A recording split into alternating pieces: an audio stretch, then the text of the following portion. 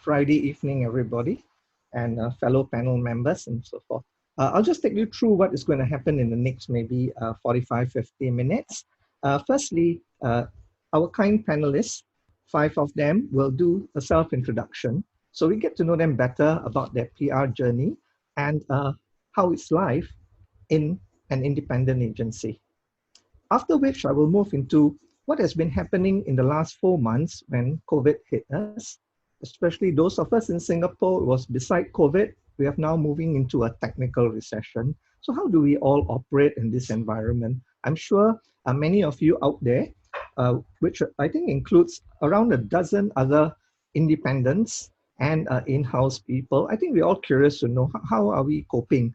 Because this series of webinars by IPRS, in fact, this is the 5th since April, it is a platform for leaders as well as those of us in the community or profession to just share insights, ideas, and network with one another. So after introductions, we'll move into what has been happening to all of us.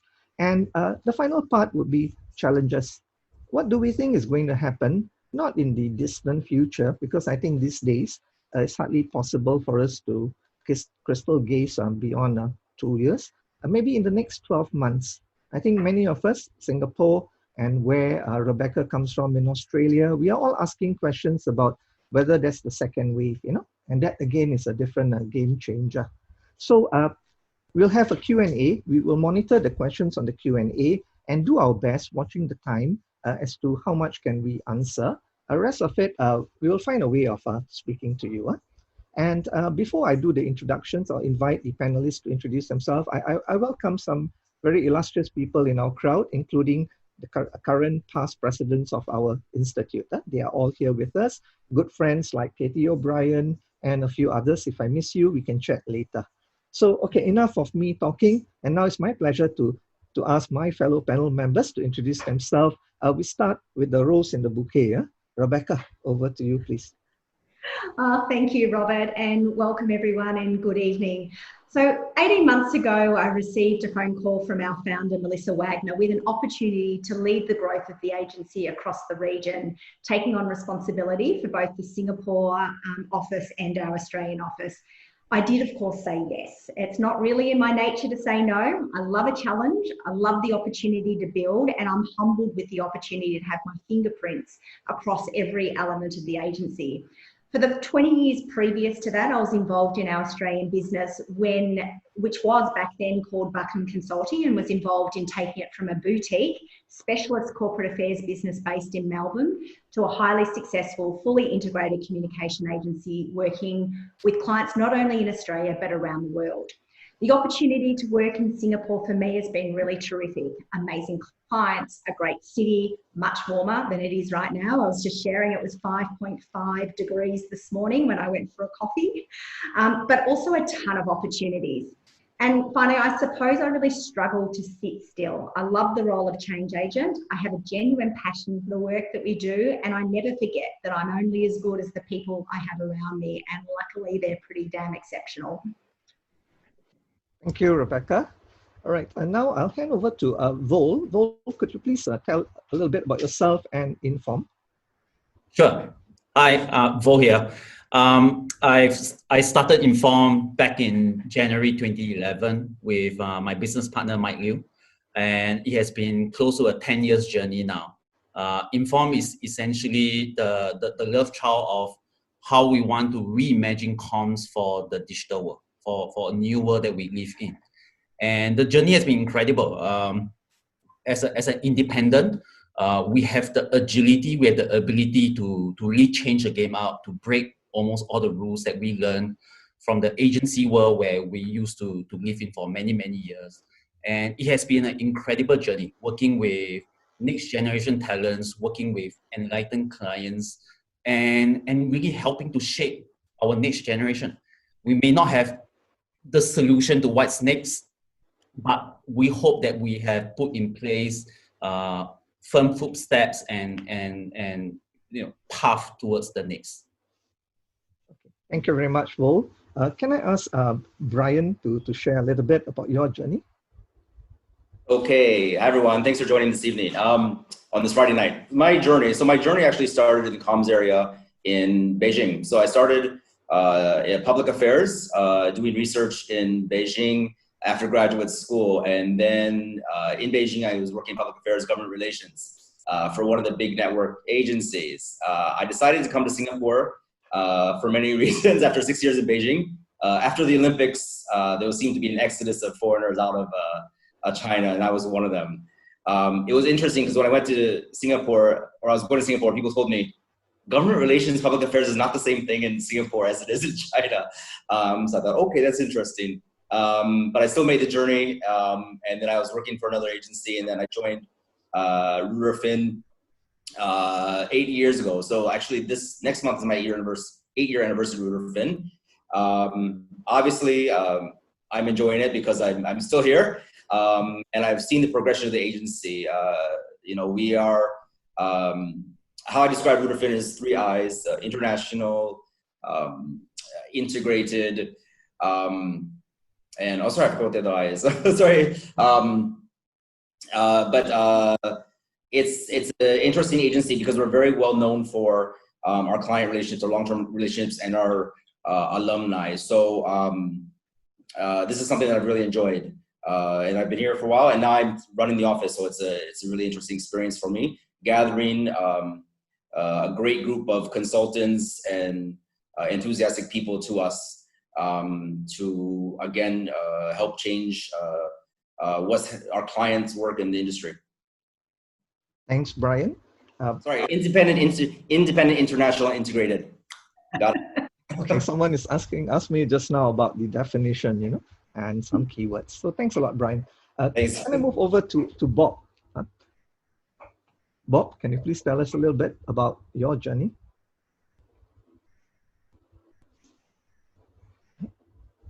Oh, I can't hear Bob. Bob, you're on mute. I think, are you on the audio? No, I can't hear you, Bob. Can you hear me now? Oh, now it's okay. After 1,000 video conference calls in the last 3 or 4 months, I still get that wrong. Thanks, Robert. And talking about anniversaries, I actually celebrated my 15th anniversary at Edelman 2 weeks ago. Oh, congrats. Thank you. So when I started out in Edelman, I was running Southeast Asia, and across the region, we just had about 35 people. We're now about 350 people across Southeast Asia. I'm very sort of proud of that journey, and we've had similar sort of growth around the rest of Asia Pacific. So it's been a very dynamic period.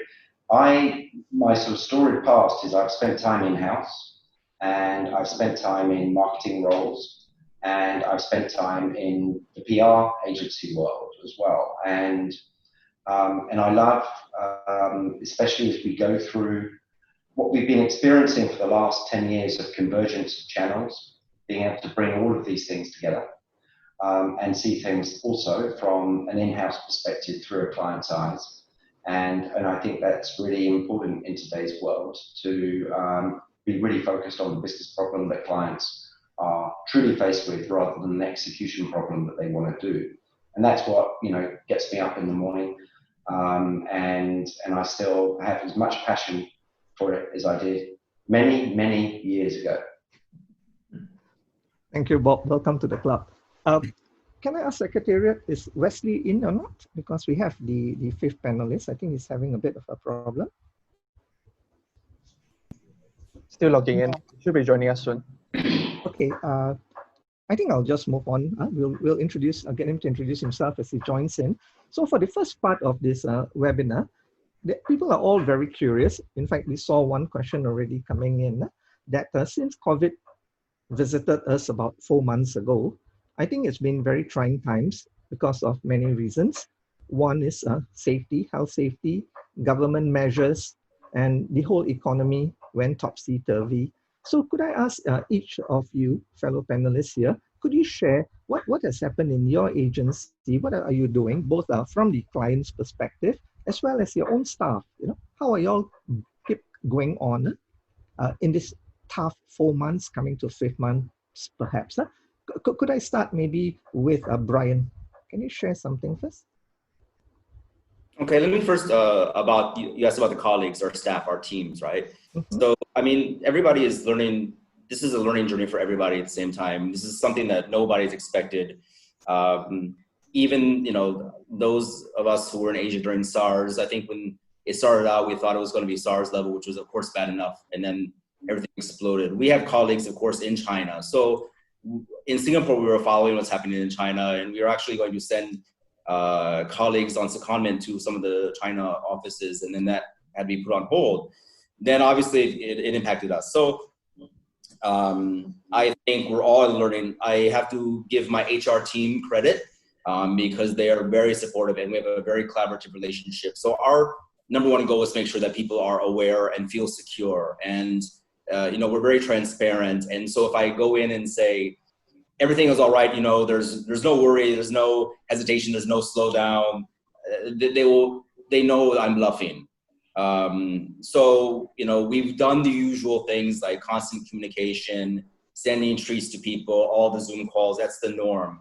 But beyond those kind of that outreach and that assurance, I think it's really creating that atmosphere, that culture where they can reach out to us if they're concerned. And obviously, I think one of the questions already has been about you know, the layoffs and people's job security. I think this is something that obviously people care about. They don't necessarily want to play bingo over Zoom, although I'm really trying to play bingo over Zoom. But they really want to feel assured that we have their back. So that's from our colleagues' perspective. From clients, I think what they've appreciated from us is a level of flexibility. Again, we have long-term client relationships, 10 plus years for some. And so my job is to make sure that I constantly communicate, reach out to them, understand that their priorities may be changing. They may be shifting ideas. They may be shifting their work. And so as we become flexible in how we support them because their priorities have changed, sometimes they've become one man or one woman shows and they're taking on all kinds of responsibilities. So we have to be there really to be nimble, flexible, and just be very supportive. Pick up a phone and sometimes be frank, say, how can I help you? What do you need? What is your biggest concern? So, and this has really worked for us. Luckily for us, we have a lot of clients in sectors that have not been as negatively impacted, which has been a positive. And then we've just really been looking for all opportunities to support our clients. And again, shifting focus for some of them from marketing, external comms to internal comms crisis. And now, as we go into phase 2 in Singapore, recovery communications. So it's just constantly shifting, and that's been kind of how we've worked with it in the last 4 months. Thanks, Brian. Thanks. Could I then ask Vol to share how Inform has been weathering this 4 months of intense thing, like Brian mentioned. I also recall SARS. Earlier than that, a .com burst, 2 financial crises, you know. So for us in Singapore, we've got these 4 months where we saw COVID, we saw elections, we see technical recession. So I think we are really in the school of hard knocks. So maybe Vol, you could share with us what's Inform's state. Wow, Robert, after you say all that, I really feel I need a drink. Gosh, yeah. Well, the last 4 months has been very interesting. We initially, when the lockdown happened come February, when we started to split team and all that stuff, we thought that Inform would be quite well prepared because since we started, we have a very clear work flexibility scheme where any of our staff can work anytime at home, regardless of rank and all that. We have a very highly evolved style way of working. But we weren't prepared for this prolonged period of working, which is actually very, very different. From the staff morale aside, collaboration aside, I think it's been interesting working with our clients as well. Definitely, our business has been affected just like everyone. The government subsidies have definitely helped quite a fair bit. Our staff hunkering down, continue to be hungry. Our clients very, very supportive. That definitely helped quite a fair bit. the last few weeks, I have been thinking about one of my favorite bands, right? U2. They have this song that really resonates so well with what we are having right now. We are all running to stand still this year, right? And that's really where we are at. I was talking to a friend, industry friend of mine, and she was saying, no, the Elton John song is more relevant. I'm still standing or something like that, Yeah. right? I think that's essentially where we are at. Very fortunate that we are still going strong. I think it'll be quite interesting to see potentially a recovery towards the end of the year. I think that would be quite interesting. Okay, fingers crossed. Thank you, Yes. Vol. Yes. Could I now ask Bob to share your perspectives of the last few months? You know, what's been at Edelman? Yeah, I'll start with the team first. You know, the internal Edelman folk. Like everybody, I think there's been a lot of effort on employee engagement, and not just the fun stuff. I mean, yes, the bingos or the Kahoot quizzes or the virtual cocktails or whatever. We've put an awful lot of effort into ensuring well-being and providing professional counsel to our people.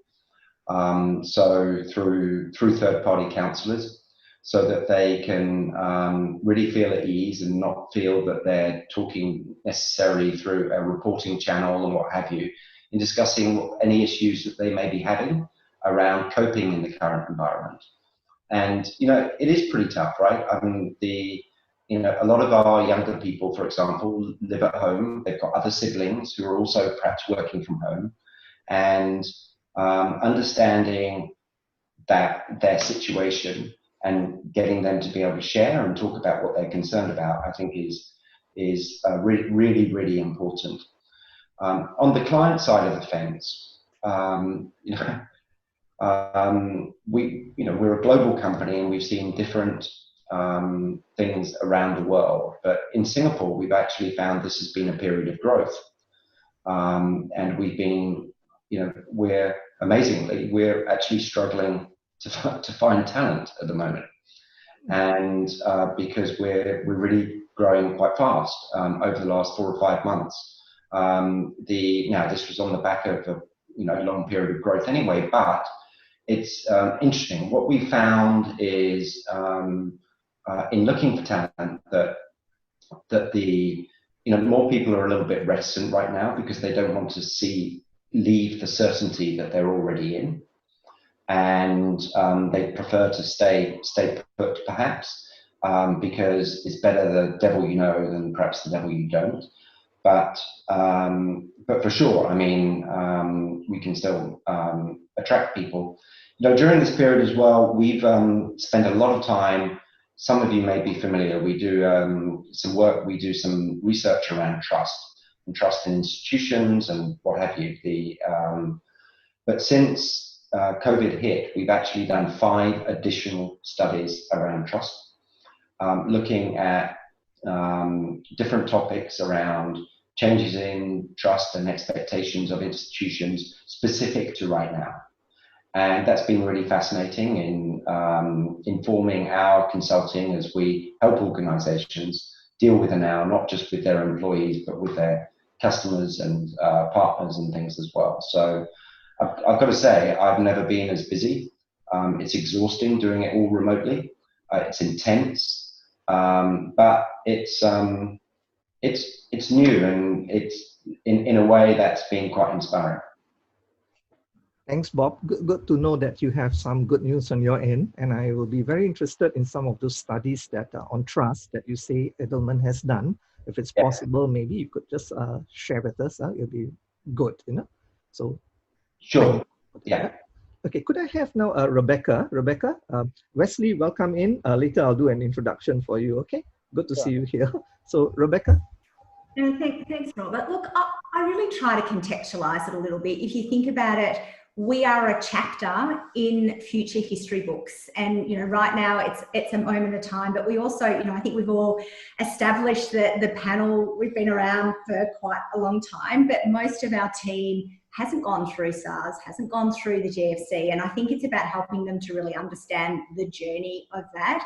And I think there's some real ironies in it, some positive ironies. You know, I've never felt more connected to some of the team. And I think it's really allowed us to actually just, you know, it's those general check-ins. So, you know, I think we're all doing a lot in terms of being able to support the well-being, the social distancing of our team, you know, making sure that we're thinking about people's mental health and really trying to support how they work through this. But I think it's the incremental stuff that really makes a difference. So it's about, you know, picking up the phone or video conference to a junior in the team. And I can tell you now, I've done it a few times. They normally have a bit of a look on their face like, oh my God, why are you calling me? Thinking that, you know, it could be something bad, but I'm like, no, I'm just calling to check in. And I think that ability to be able to check in, you know, I think is really important. And in a sense, you know, this is the time for independence to shine. You know, we're not beholden to shareholders. We're not beholden to, you know, big sort of corporate structures. And it's allowed us to make some decisions where we've really been able to put people first. And so, you know, our CEO made the declaration around supporting every single person's employment through COVID. And that's a real sort of genuine thing that she's been able to really support the business. And it's going to put us in a really great position as we sort of start to recover. I think that then flips into, when you look at it from a client perspective, again, I think independent agencies have actually played the game really well. You know, we've seen boutiques come in and specialists, and we saw some clients move to specialist digital or specialist branding or whatever it might be. But actually our diversity is really going to help hold us in good stead. So whilst I'm sure we've all seen an impact of COVID, and we certainly have, but we've also seen the resilience of other areas. If you look at healthcare, issues in crisis management and corporate, you know, we've actually seen some of those areas increase during this time. So I think the way that we behave as independent agencies really plays to our strengths in being able to be resilient during these times. Thanks, Rebecca. I like the point about this crisis bringing all of us closer together. I think, yeah, that's a very important thing in the team, firstly. Okay, thanks a lot. And I move to Wesley. Wesley, we missed you just now. Sorry about that. Working out there. So the first part, Wesley, could you, since our viewers have not been introduced to you, so tell us about your PR journey and Right Hook. And then you can move into the second part where we were just discussing, how has it been in the last 4 months for you and your team? Sure, thanks, Robert. And sorry for the technical issues earlier. This tends to happen nowadays with a lot of our client meetings. So that's something, I guess, you know, jumping to the second part of the question, that's one of the challenges that we have to deal with, the technical issues. So basically, I'm from Right Hook Communications. It's a boutique PR agency that deals with a wide array of clients from security, lifestyle, tech, and F&B. We've been around for 7 years. What we bring to the table is that we have very tailor-made solutions for our clients. We tend to go deep into what they want. We try and give them pretty unconventional means, like we've coined something called investigative PR for security clients. We like to run with them on the ground. And that seems to work to our advantage. So that is something that we've been doing for the past 7 years. We've been in PR, I've been in PR for 15 years already. I started in a boutique PR agency. I've worked in-house. And I've seen how PR has evolved before social media and after. I think that is something that I find very interesting in terms of how the mode of messaging has evolved over the years. How it's changed, you know, it's not so structured now, which is great for messaging. So I think that from this experience, from the COVID-19 experience, I think this gives PR a better opportunity to evolve. I think the processes are going to be changing much more, especially with working remotely from home. And coming back to your question in terms of how it's been for the past 4 months. So it has been very challenging, to be honest. But what we found is that we've managed to get other different clients that seem to want PR services, you know, those in the tech sector. And in terms of the kinds of PR services that they want, it's very much related to crisis communications. It's very much related to internal training. So I feel that many companies are taking advantage of this time to retrain themselves when it comes to handling PR situations or preparing themselves in case there's another pandemic that might be on the horizon. So I think that's very useful. It's in a way it's better than taking a reactive approach. It's better than taking a reactive approach. They're being more proactive by getting prepared in case there are any certain situations that tend to happen. And personally, I feel that is the main priority of PR, right? To have something as an insurance policy in case stuff does happen unexpectedly. So I do find that it's been good. I mean, right now we're working from home. I think personally, I think the team is happier because we're not seeing each other all the time. So I guess they get a break from seeing the boss and seeing one another, and we communicate via Zoom and Microsoft Teams, etc. So including with the client meetings, it's the same thing as well. We don't visit the clients. We try and do more messaging via WhatsApp, or Telegram, just to check on them, how they are. So much of the communication is not just restricted to emails now. We actually do pick up the phone and call our clients. So in that sense, I find communication is clearer, right? And we are harnessing technology, the different mediums. So Zoom is something which is pretty new, and we are getting used to the new features. We are doing more webinars, we are doing more outreach. So I guess in a way you could say that the COVID-19 has given us an opportunity to reinvent ourselves and to basically see what we can, where we can go forth in the future. Thanks a lot, Wesley. Okay, I'm just looking at some of the questions. I know there's a Q&A supposed to be a bit later, but I think it dovetails into the second part of our discussion. Basically, the challenges ahead and maybe some crystal ball gazing. The question was, as COVID is likely to be with us for quite a while, where do we as independents think, using PR perspectives, how could we help brands remain relevant? So that is the thing I'm trying to answer. I believe it's from Heikel. So could I start, or any of the panel members would like to start off with this? Sure, happy to. Very good.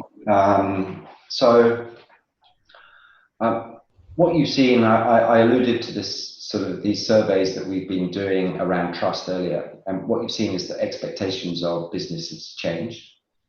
In particular, companies need to be, of course, focused on their employees and the health and safety of their employees and their customers, but they also need to bake in social purpose into what they do. And social purpose is not something which is just a branding or a nice to have CSR program. It's a genuine commitment to action.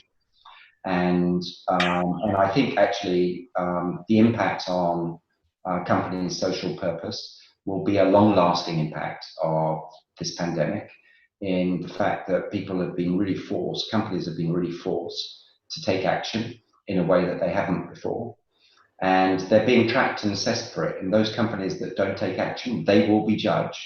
And there's a very interesting website, which I suggest any of you guys take a look at, which is called didtheyhelp.com.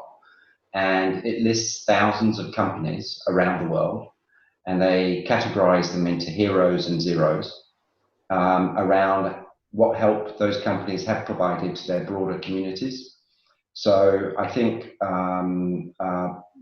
that level of transparency will continue, even more so, and it's critical that companies get on board. And they're not just addressing how they've helped in the pandemic, they're addressing how they're helping on things like diversity or other issues which have become more important from not just an employee population, but also a customer population. Yeah, I couldn't agree more, Bob. I think that we're going to really see organisations that step up are those that are really leading by purpose, leading with their core values. And it's not just what they say, it's that action-orientated element of it. It's what they do and how they do it. We're all in a similar period of uncertainty and to some degrees duress. But we're seeing with our clients, we're seeing with companies around us, the way they behave and the way that they are able to link back to those core values is really an opportunity to really differentiate. And people will will look back and look at how people behaved in the future, whether that be employees or customers. I think also for us, it's around, you know, brands that can really start to look at business resilience. I mean, we're living an ongoing sort of issues management project, you know, live and crisis comms. And really it's about how do businesses really build their resilience so that those types of functions are an always on function, that, you know, we start to build in how do we sort of red flag the issues that come up and how we deal with them. And I think, again, organisations are really having to deal with that in somewhat of a transactional way now, but those that have prepared and do have a culture of being able to really sort of deal and adapt and be agile, you know, are certainly going to fare much better through this. Thanks, Rebecca. Anybody else like to chip in on basically brands, helping brands? No, I mean, I agree with everything that has been spoken. I mean, obviously, trust is the first thing that comes to mind. You know, as I was speaking to somebody this week, we're talking about consumers' mindsets, and, you know, everybody is, for lack of a better description, paying attention to their pocketbook, you know, as the economy falls. And so I think that the traditional, when that happens, when we go into recession, people look at brands not just based on the best deal, but who they trust. And I think the value of purpose communication and strong leadership communication. I mean, now comms is more important than ever. I think a lot of people think, oh, comms should take the back seat. What's the value of comms? People always think, oh, comms is really only about crisis. But I think now is the time to really engage your stakeholders, including employees as well. So I think, you know, all of that is essential during these times to really, again, reestablish and strengthen that relationship between brands and the community. Yeah, I think Brian made a very, very good point there. Beyond building trust, I think it's also comms helping brands to remain competitive, to find a new work balance, to find a new business as usual, right? How can comms help with customer engagement, community engagement, employee engagement, like what Brian said, and all these pieces, right? We have to rethink almost every single piece, where right now everything is virtual. There's no traveling and none of that, right? So that's where I feel comms have a very, very big role in helping businesses survive and succeed in the next few months. Thanks, Phil.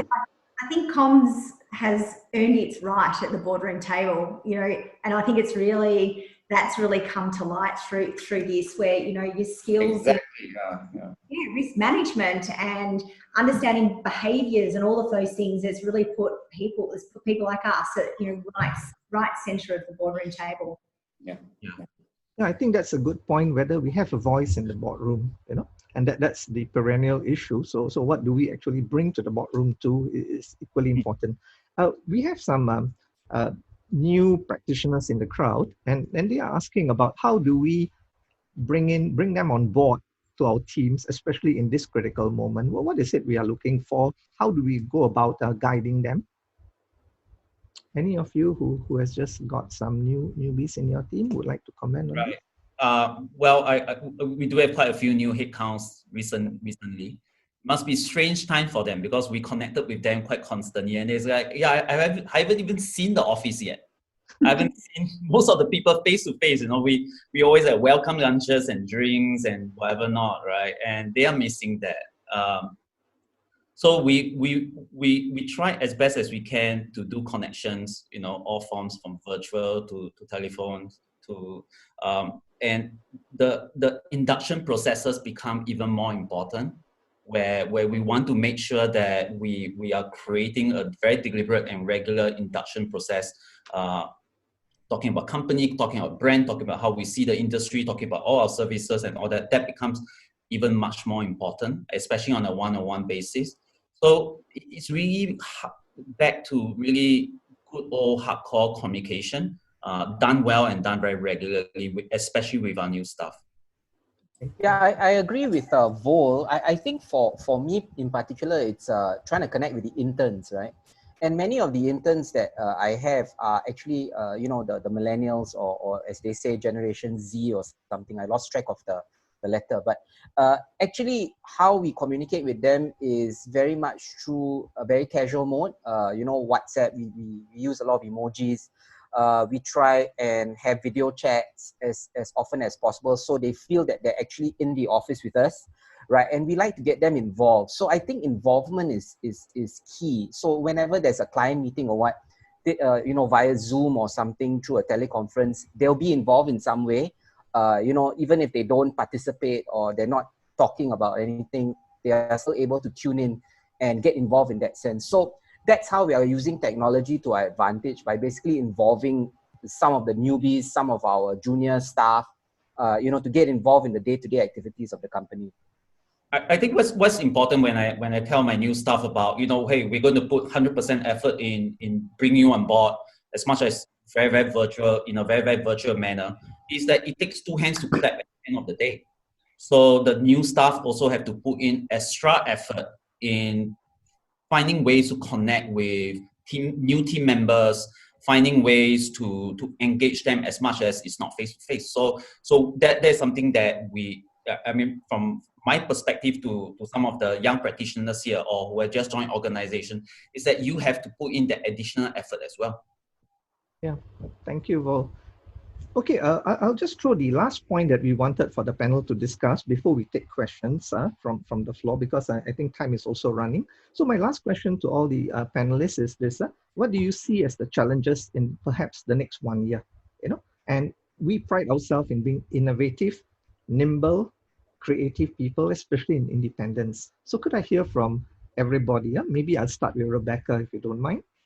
Yeah, sure, Robert. Look, I think it's about really focusing on the things that we can control. And I talk about this a lot. There's so much that's outside of our control that I think it's about, really doubling down on, making sure we love the clients that we're with, making sure they see us as their absolute trusted partner, that we're walking with them through this, that we recognise their challenges and what they're going through as an organisation, and we become part of their trusted team and part of the solution for them.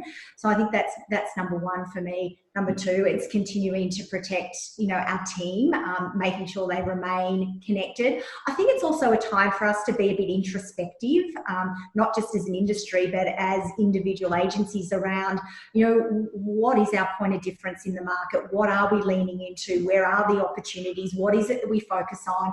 And, albeit, and I'd also would say is, where do we have some capacity to actually get to some of the things that continue to slip down the list because we're so busy doing other things? So it gives us an opportunity to reset. I'm actually quite optimistic about the future. It is not going to be a smooth ride, but I do think that if we can lean into those things, then certainly we can navigate the challenges we know exist today, the challenges we expect are going to exist tomorrow, and all of those that could come from left field. Thank you for the encouraging points, Rebecca. Can I hear from Brian, please? Yeah, I agree with a lot of Rebecca's points. So there's a lot of challenges. There's things that Rebecca said are out of control. There's some realities. I mean, a lot of decision making is going to be put on hold. It started putting on hold in March, April. As the travel industry slowly opens up, as certain sectors slowly open up. That's all. We're all aware of that. But I do like to see it as my agency, my colleagues, being driving momentum and looking for opportunities. So it's either opportunities to change or strengthen the relationship with clients, or opportunities to diversify what we can offer our clients. And I think that, we've been able to do that in the last 3 months. We'll probably do that going forward. And, as, clients, they're wearing more hats. So I think the clients are all about COVID. They were all about COVID the last couple of months. We're there to support them as they go into whether, for example, in Singapore, the staycation market is now opening up. So some clients, we're working with them on the recovery, communication. To me, it's all about opportunity identification to see how we can support the clients and really look at, it's amazing because we talked about new people joining the agency. And I think for a lot of them, because they realized a lot of the work that we're doing now, even if it's from home, it hasn't really changed.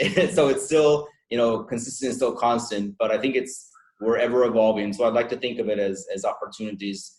Things may slow down, but I'd like to think of it more as a shift in priorities and a shift in how we're going to support our clients versus a struggle.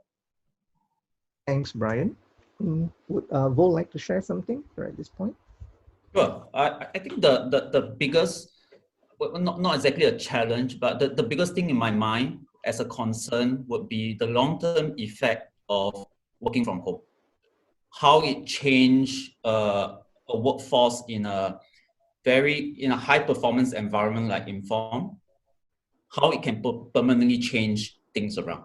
Where we are structured around face to face with clients, with everyone else. How would that change? That's something that we have been thinking a lot. Especially when we look at potentially we're going to be working from home a much longer period than we anticipated. So that's actually a big concern of ours.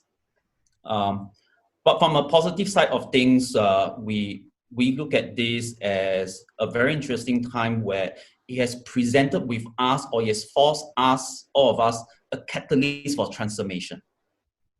If you think about how we have been forced to do things in a very different way, to adopt, to embrace technology wholeheartedly now. It really presents communicators with new ways of looking at things.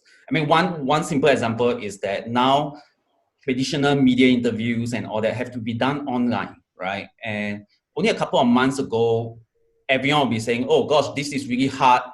No one's going to do it, all that. But if this is now become a norm, this has become a great thing for us communicators.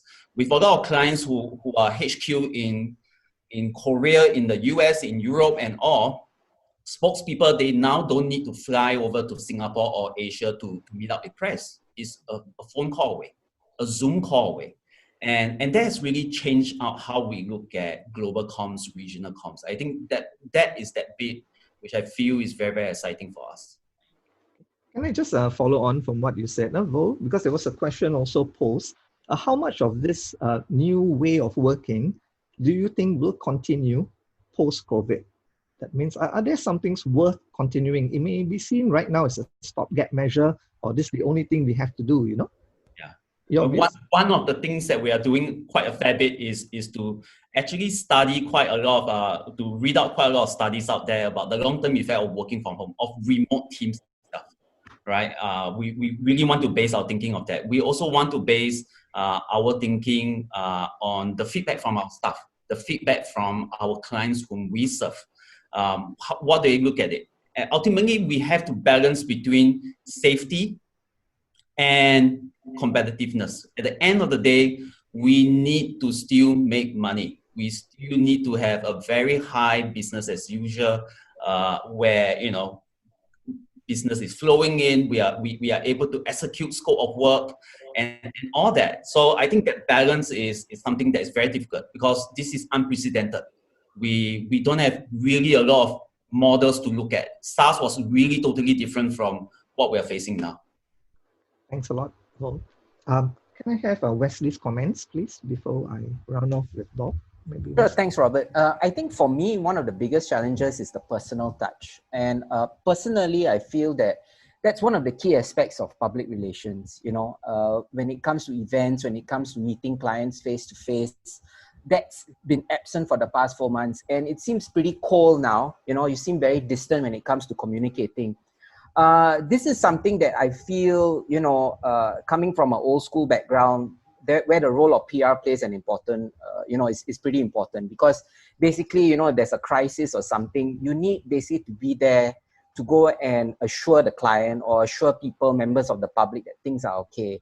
And it's all about perception, basically. And doing something remotely on the computer is not really the same effect. However, I do find that the challenges here, the pros here is that this is a time where PR professionals can reflect and hone in on the processes.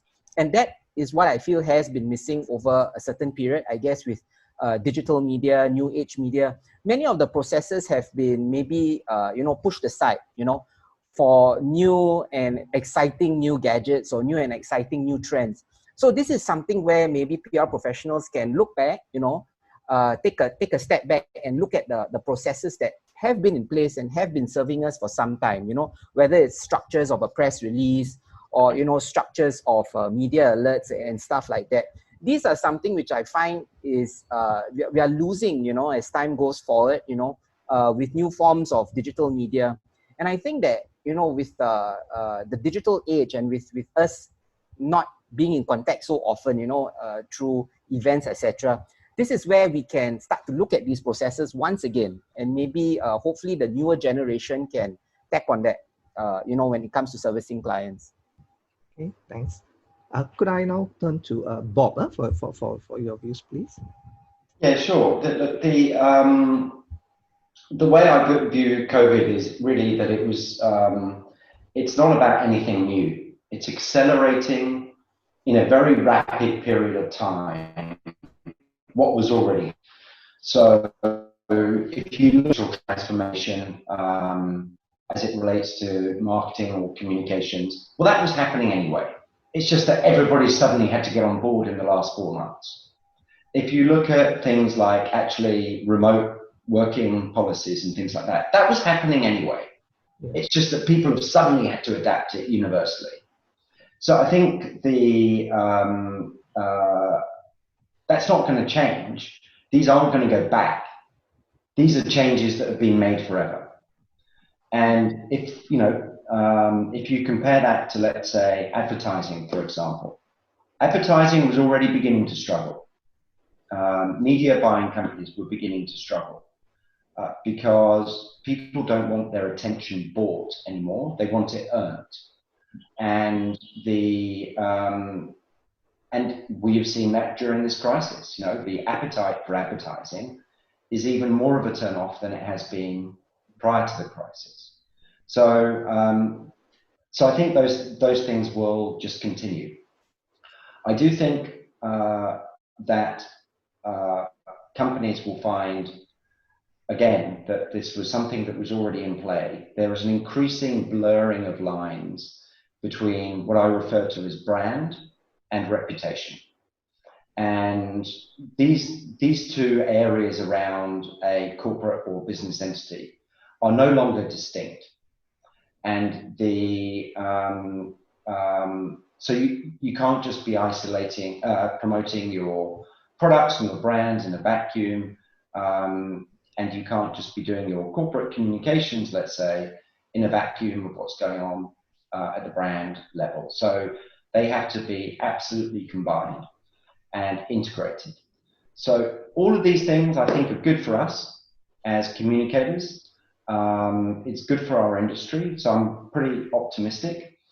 I think there will be a couple of other sort of things which sort of leak out of this. One is that with digital transformation, we've talked for years around data being the source of everything. Well, data will become even more the source of everything, and not just data, which is about clever segmentation of who you're trying to communicate to, but it will also be around predictive data, being able to see around corners about how your customers are going to be able to react in various situations, what crises are around the corner, etc. So I think that's another piece. But I also, because we've all discussed the amount of effort we've all put in to engaging our employees, and maybe businesses at large will really get on board for the first time in this region, at least, in truly treating employee engagement as a strategic necessity for their business. Thanks a lot, Bob.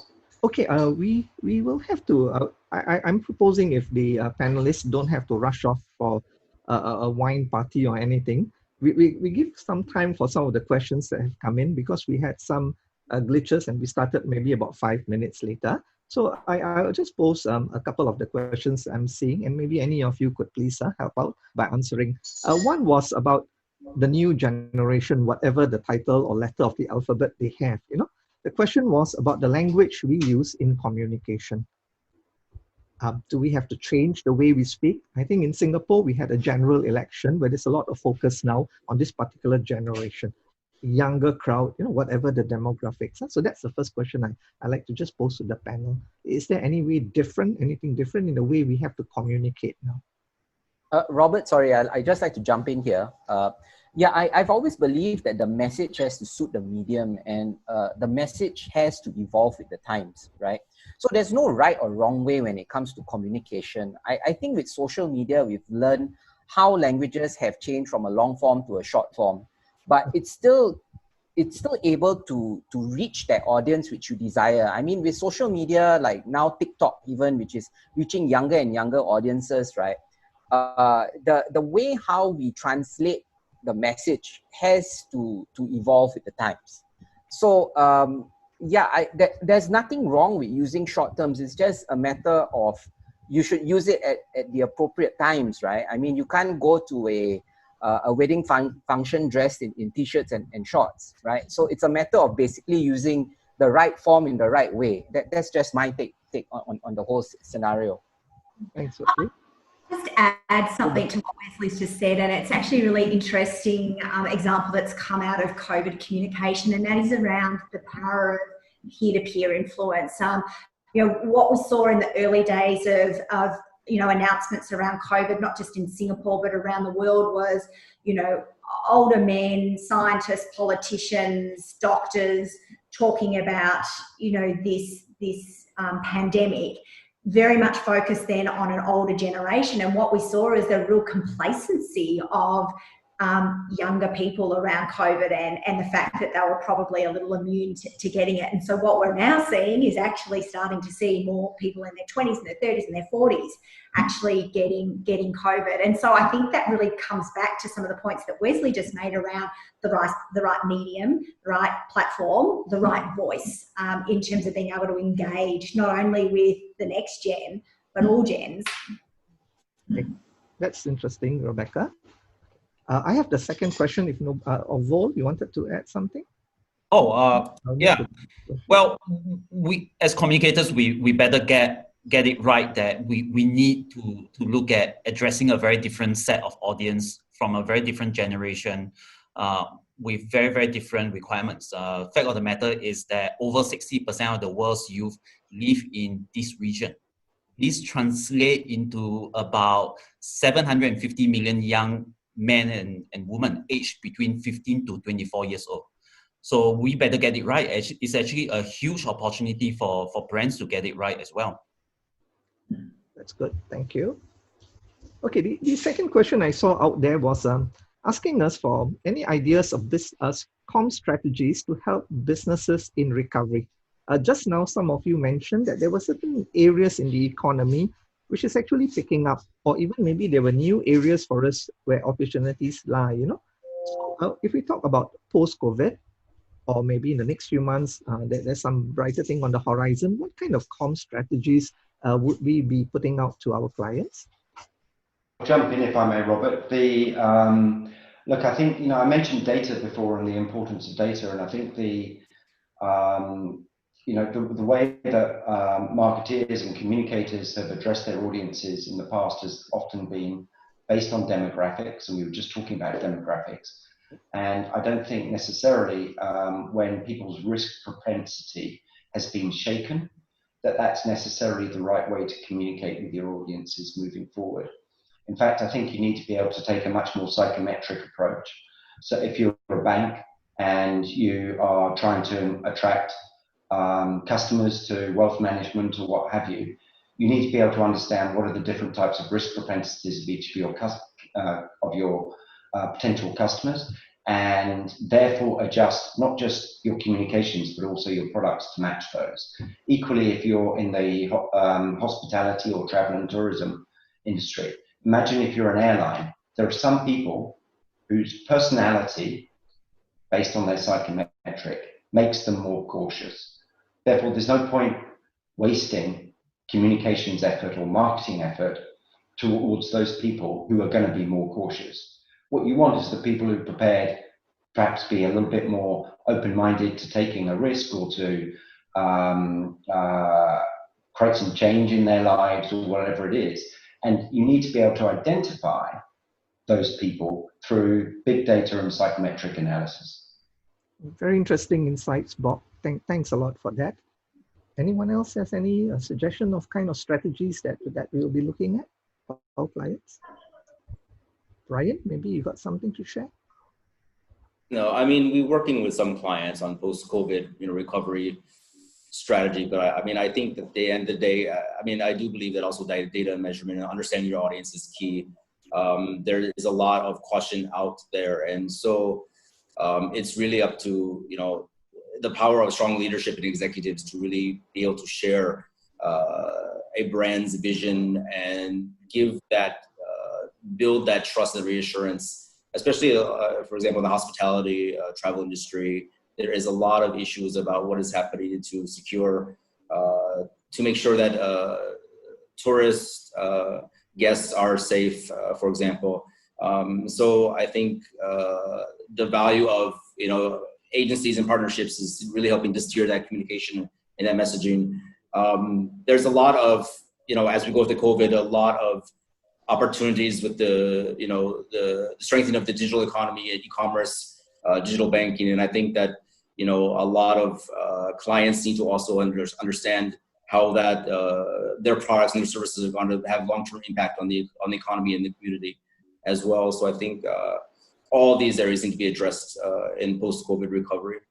Yeah, I like to look at it this way. I sort of see it in 3 phases. And because if I think about recovery, it is such a subjective thing depending on the industry.